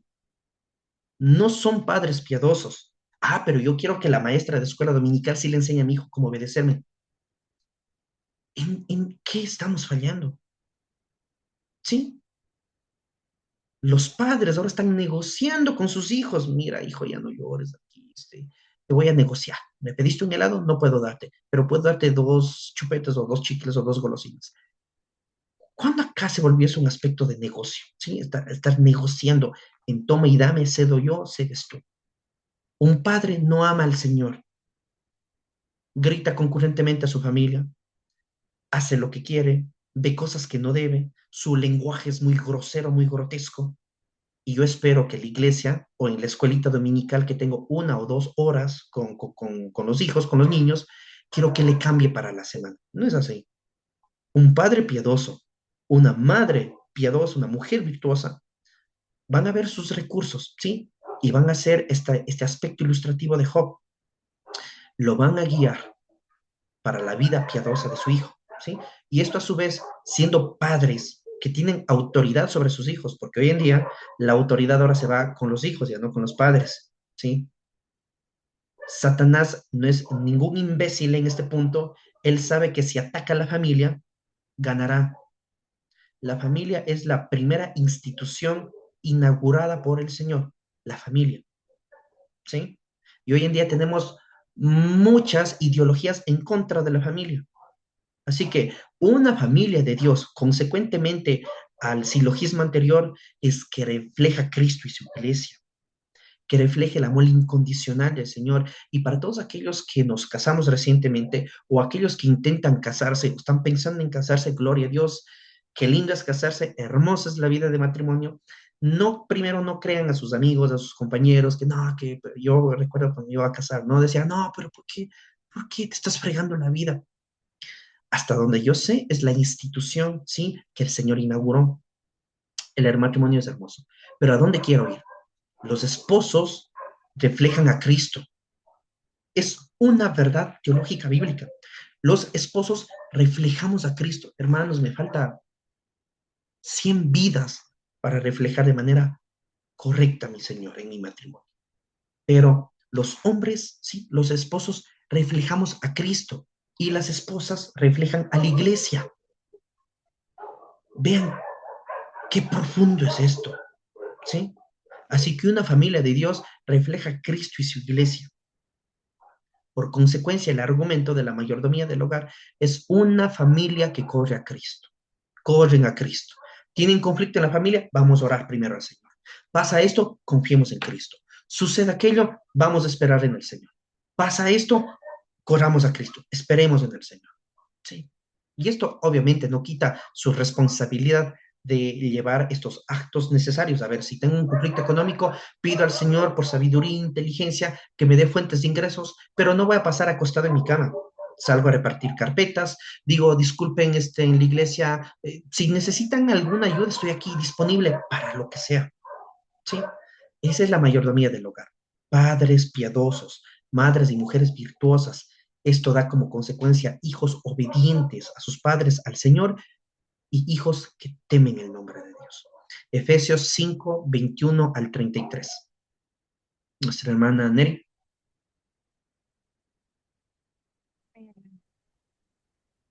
Efesios 5:21 al 33. Someteos unos a otros en el temor de Dios. Las casadas estén sujetos a sus propios maridos como el Señor, porque el marido es cabeza de la mujer, así como Cristo es cabeza de la iglesia, la cual es su cuerpo, y Él es su Salvador. Así que como la iglesia está sujeta a Cristo, así también las casadas lo estén a sus maridos en todo. Maridos, amad a vuestras mujeres, así como Cristo amó a la iglesia y se entregó a sí mismo por ella para santificarla, habiéndola purificado en el lavamiento del agua por la palabra, a fin de presentársela a sí mismo, una iglesia gloriosa que no tuviese mancha ni arruga ni cosa semejante, sino que fuese santa y sin mancha. Así también los maridos deben amar a sus mujeres como a sus mismos cuerpos. El que ama a su mujer a sí mismo se ama, porque nadie aborreció jamás a su propia carne, sino que la sustenta y la cuida como también Cristo a la iglesia, porque somos miembros de su cuerpo, de su carne y de sus huesos, porque esto dejará el hombre a su padre y a su madre y se unirá a su mujer y los dos serán una sola carne. Grande es este misterio que yo digo esto respecto de Cristo y de la iglesia. Por lo demás, cada uno de vosotros ame también a su mujer como a sí mismo, y la mujer respete a su marido. Amén. Bueno, este pasaje bíblico tiene muchas cosas por las cuales podríamos demorar horas hablando, ¿sí? Incluso debería esto extenderse a diferentes secciones de una clase, pero quiero dejarles con el argumento final. En la mayordomía de la familia y del hogar, ¿sí? Debe ser una familia que corra a Cristo. Y esta es la consecuencia de padres piadosos, madres y mujeres virtuosas, ¿sí? Reflejan el amor de Cristo, ¿sí? Y sus hijos son obedientes y temen al Señor, ¿sí? Avancemos un poco más. La mayordomía eclesiástica. Vamos a rogar voy a ver aquí en la pantalla, a los hermanos que no participan, vamos a rogar a nuestra hermana Elisa Chunga, ¿sí? Elisa Chunga, que nos ayude en Hebreos 10:25, ¿sí? Hebreos 10:25. Mientras la hermana busca, vamos hermanos nosotros con el argumento. La mayordomía eclesiástica, nuestra responsabilidad con nuestra iglesia local. Bueno, ¿quiero servir a Dios en mi congregación local? Si mi respuesta es sí, la consecuencia a o el efecto a este primer silogismo refleja que debo ser intencional en la iglesia. Debo ser intencional. No debo esperar que el pastor me diga, bueno, ¿y quién va a ayudar en la limpieza del templo? Bueno, entonces, hermanos, ya ni modo, entonces vamos a hacer por turnos, por familias, por apellidos, no sé. Sé intencional. ¿sí? Sea un miembro activo. El término miembro activo se refiere a una persona que no solo va siempre a la iglesia, sino que se involucra en la iglesia, que sabe los conflictos que está pasando en la iglesia, que sabe las victorias que la iglesia ha tenido mediante sus miembros, ¿sí? Eso es ser un miembro activo. Si es así, es necesario que para yo ser un miembro activo sea parte de algún aspecto de liderazgo. No necesariamente, ¿sí? No necesariamente. Así que podemos decir que Dios ha instituido a cada uno con dones, como lo habíamos visto, para poder servir en la iglesia local, ¿sí? Estos dones se desarrollan y ustedes pueden ver cómo está íntimamente relacionada el mayordomo, la mayordomía, perdón, eclesiástica con la mayordomía de los dones y talentos. Sí, Dios ha instituido a cada uno dones, sí, nos ha dado para poder servir en la iglesia local, sí. Así, seré un hombre o una mujer que ama a mi iglesia local, que ama a mis hermanos, sí, que anhelo las reuniones de los días jueves o martes o miércoles cuando ustedes tengan, que el día del Señor sea un día de respeto, ¿sí? El día domingo. Yo recuerdo muy bien que cuando yo era pequeño, sí, muy pequeño, cuando tenía alrededor de unos 8 9 años, incluso un poco menos, mi padre decía, los sábados no salimos a ningún lugar. Y no era una regla tan estricta, porque a veces sí salíamos a algunos lugares, sí, reuniones familiares, eventos en otras congregaciones, reuniones con amigos de mis padres, en fin. Pero por la mayoría de veces se cumplía esta regla. ¿Y cuál era esta? El día sábado no salir a ningún lugar.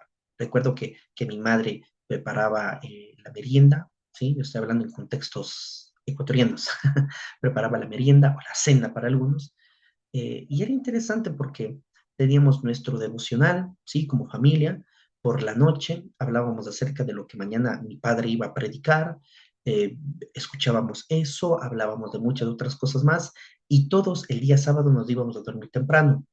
9 de la noche todo el mundo ya estaba en su cama durmiendo. ¿Y por qué?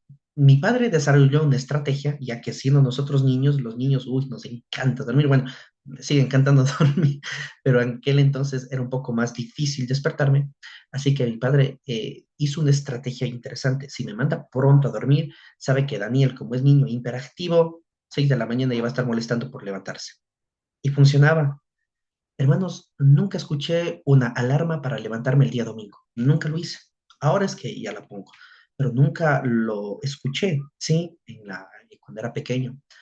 Para los que somos aquí de Ecuador, hemos escuchado algunos, ¿sí? Por nuestros padres, una radio que se llama la BBC, una excelente radio, en el cual, ¿no? Empezaban, y lo que yo escuchaba a las 6 de la mañana cuando se prendía y que yo me despertaba de una, porque ya, o sea, tenía como que el reloj biológico, dicen algunos, ¿sí? De despertarse sin alarma. Y lo que escuchaba era una prédica, ¿sí? Era una prédica del doctor Billy Graham, un gran hombre de Dios. Y él expresaba el amor al Señor en sus prédicas. Y yo me despertaba con eso, ¿sí? 6 de la mañana y ya estaba de pie. Íbamos, desayunábamos, nos bañábamos y 10 para las 7 estábamos listos todos en el carro de mi padre esperando que él conduzca para irnos a la iglesia, ¿sí? La iglesia comenzaba a las 8 en punto, pero mi padre, al ser pastor, tenía que estar una hora antes.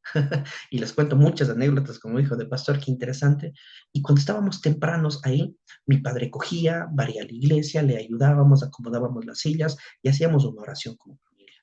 Aunque yo en ese momento deseaba conocer más a Dios, no puedo decir que tenía una relación genuina con Cristo.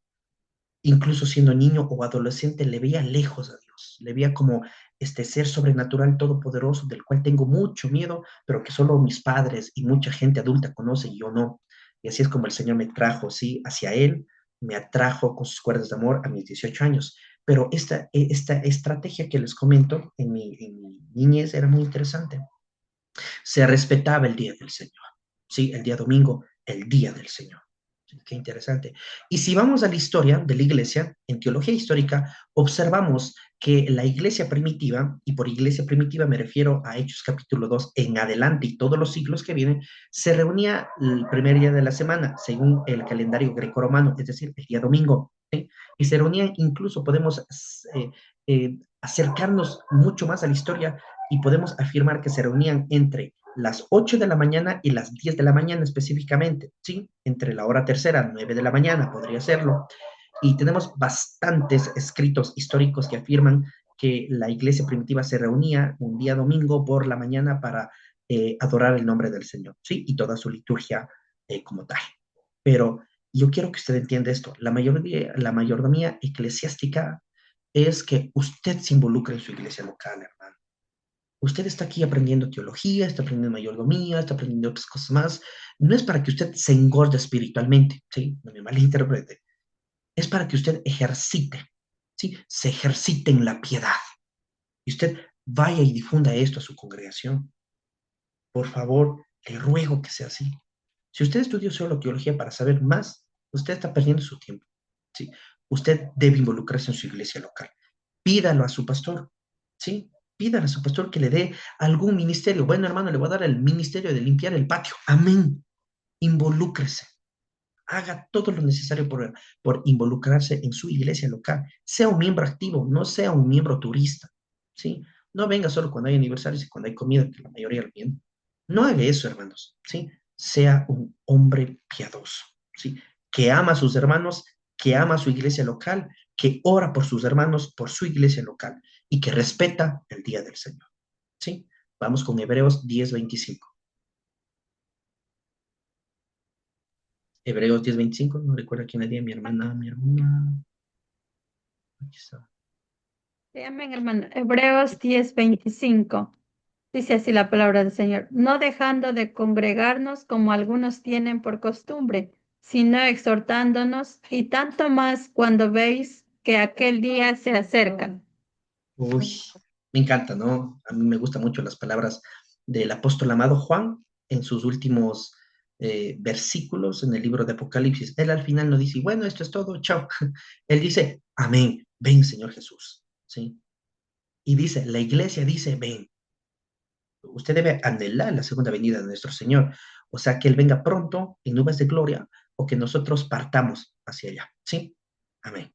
Esa es la mayordomía eclesiástica. Y por último, hermanos, terminamos con esto, sí, discúlpeme haberme extendido esta noche muchísimo, pero era necesario tocar cada uno de estos puntos. La mayordomía social. Quiero citar aquí un libro muy bueno que me ha ayudado, claro está, la escritura nos ayuda muchísimo y también como pequeñas herramientas, hay libros de teología, son pequeñas herramientas que ayudan al entendimiento puro de la escritura. Hay un libro muy bueno del doctor John Lennox, ¿sí? Es profesor emérito de filosofía, matemática y física de la Universidad de Oxford y escribió un libro, bueno, varios libros, entre unos de estos libros se llama El trabajo, Dios y mi carácter. ¡Wow! Es un libro hermoso, hermanos. Está en inglés y en español. ¿Qué libro para más bueno me ayudó a entender? ¿Sí? Me ayudó a comprender muchas verdades bíblicas, de las cuales leía, memorizaba, pero no las profundizaba. El autor aquí hace un análisis exegético de todo el capítulo 5 de Mateo, sobre todo de los versículos que vamos a leer, sí, del 14 al 16, y va a hacer un análisis de cómo uno honra a Dios en su trabajo, en su lugar social, ¿sí? Quiero servir a Dios en mi lugar de trabajo, en este lugar social, debo orar por mis compañeros. Ay, qué difícil, qué difícil, ¿sí? Hay personas que verdaderamente les caemos mal en el trabajo, digamos así, con palabras crudas. No creo que les caigamos bien a todos, ¿no? Les caemos mal a algunos, literalmente es así, hermanos, les caemos mal. Bueno, recordando que nuestra lucha no es contra sangre y carne, sino contra las fuerzas demoníacas, ¿sí? Pero debemos comprender, sí, que estamos lidiando con personas. Debemos orar por nuestros compañeros. Debemos orar por los recursos de nuestro empleo. Hermanos, este es más duro incluso para todos. Debemos orar por nuestros jefes, ¿sí? Aquellos que no aman al Señor, que quieren más y más dinero, que nos pueden reemplazar de un día para el otro, sí debemos orar por ellos. Que el Señor sí tenga misericordia de ellos, así como ha tenido de nosotros. Debemos, hermanos, mostrar con nuestras acciones que nosotros hemos muerto al aspecto del mundo. Y esto es difícil, vean. En un trabajo, ¿sí? Incluso en mi trabajo, donde el 60% son creyentes, este 40% es difícil de lidiar el día al día, porque ellos tienen chistes obscenos, absolutamente todo lo sexualizan, absolutamente, no hay ningún chiste que no pase por su filtro inmoral, ¿sí? Por su filtro promiscuo. No hay ningún chiste, ni cosa seria, ni noticias, no, no hay nada. Y dentro de eso están sus chistes de doble sentido, chistes muy obscenos. ¿Usted qué hace? ¿Se ríe y dice, ah, bueno, ya hice mal, pero me reí? ¿O no? ¿O usted se aleja?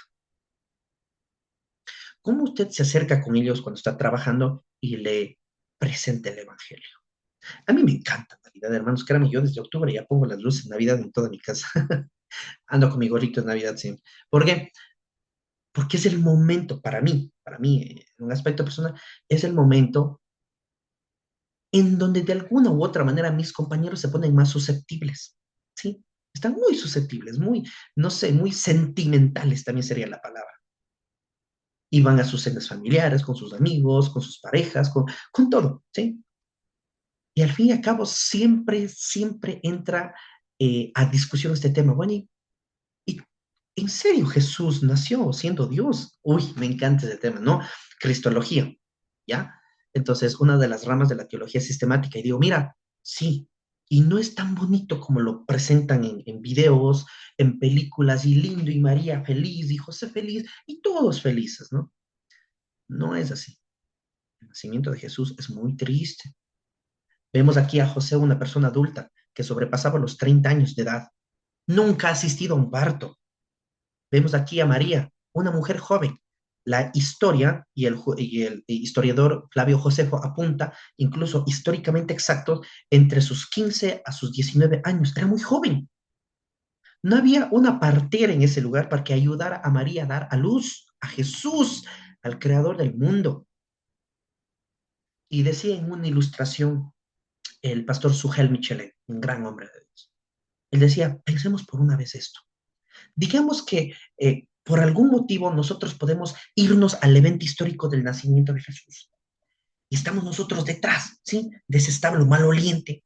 Aquellos que yo trabajo en una fábrica de lácteos y créeme, el olor a veces es tan penetrante. Ahora, cuando nos toca hacer visitas técnicas en el campo, salimos, ¿no? Y llegamos a un establo. Hermanos, un establo no huele a perfume de La Roche-Posay, o no huele a The Vogue Italia, no, no huele a nada de esto, ¿no? Ah, huele a un olor un poco interesante, nauseabundo, si lo queremos mencionar de esta manera. Y dice el pastor Suger Michelet en esta ilustración, hagamos que nosotros estemos justo en ese evento y nos escondemos detrás, ¿sí? De un establo, con un olor muy fuerte y penetrante. Un lugar frío en Belén. Eh, María pujando para dar a luz, sin nadie que la ayude. Para una mujer, esto es triste. No está su mamá, no está sus amigas, no está sus familiares, no hay una partera desconocida por ahí, no hay nadie. María está dando a luz sola, ¿sí? José no sabe qué hacer, busca trapos sucios. Y en este punto encontramos un pesebre.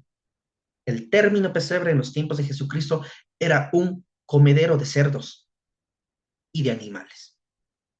En este lugar donde está sucio, con moho, con toda la suciedad, José no sabe qué hacer y pone un poco de paja húmeda y con trapos sucios envuelven al Señor.